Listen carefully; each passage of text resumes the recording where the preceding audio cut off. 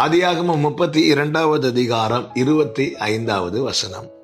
அவனை மேற்கொள்ளாததை கண்டு அவனுடைய தொடைச்சந்தை தொட்டார்.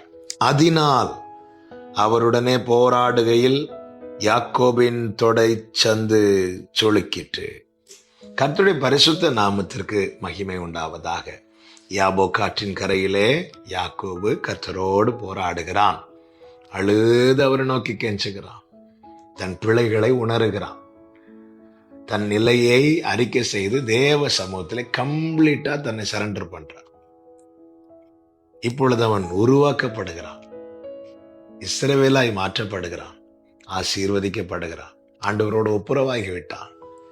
இப்ப கர்த்தர் தான் எல்லாம் என்கிற நிலைக்கு வரும்போது கர்த்தர் என்ன செய்கிறார் தெரியுமா? அவனுடைய தொடைச்சந்தை தொடுறார். இதனால அவனுடைய